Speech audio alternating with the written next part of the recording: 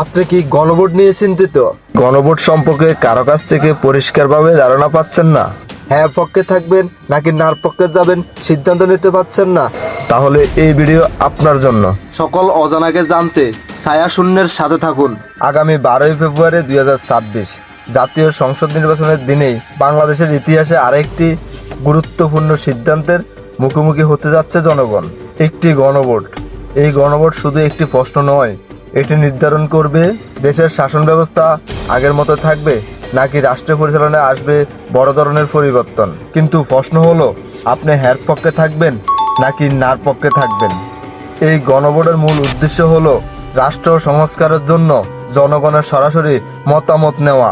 কিন্তু বর্তমান সরকার হ্যাঁ ভোটের পক্ষে ব্যাপক প্রচারণা চালালেও বাস্তবতা হলো দেশের অধিকাংশ মানুষ এখনো পরিষ্কারভাবে জানে না এই গণভোটের প্রকৃত অর্থ কি।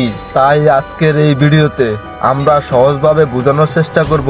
তাই ভিডিওটা খুব গুরুত্বপূর্ণ, মনোযোগ দিয়ে শুনলেই আপনার সিদ্ধান্ত নিতে সহজ হবে।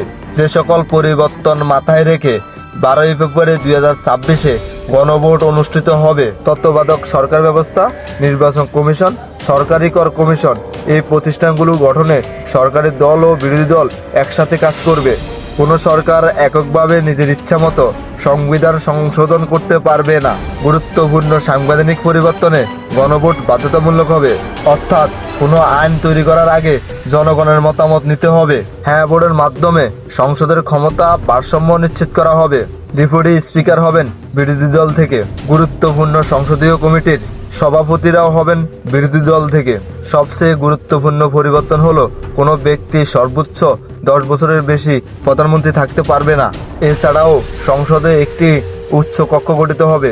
এর মানে কোনো বিল আইন হতে হলে শুধু নিম্নকক্ষ নয়, উচ্চ কক্ষেরও তা পাশ করতে হবে।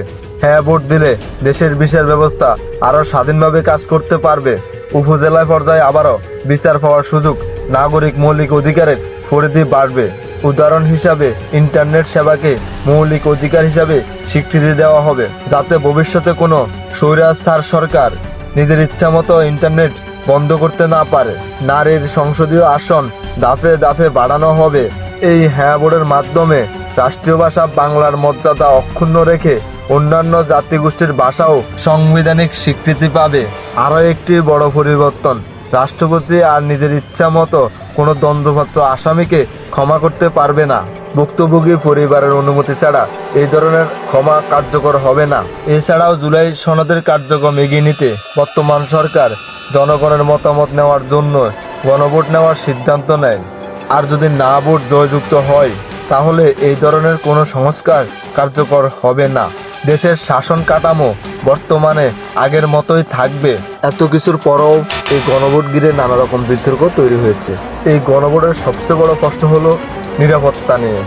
প্রথমত, বর্তমান সরকার প্রকাশ্যে হ্যাঁ ভোটের পক্ষে অবস্থান নেওয়ায় অনেকে মনে করছে গণভোটের উপর একতরফা প্রভাব তৈরি হতে পারে।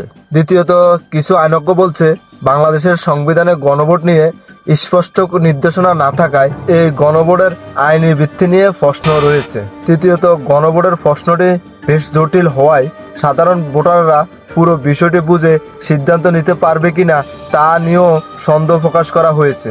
এছাড়া সব রাজনৈতিক দলের সম্মতি ছাড়া একই দিনে নির্বাচন ও গণভোট হওয়াকে অনেকে অস্বচ্ছ প্রক্রিয়া বলে মনে করেছে। তাই কিছু রাজনৈতিক দল গণভোটে হ্যাঁ ভোট দেওয়ার প্রচারণা করলেও অনেকে আবার এই গণভোটের না ভোট দেওয়ার অনুরোধ জানাচ্ছে।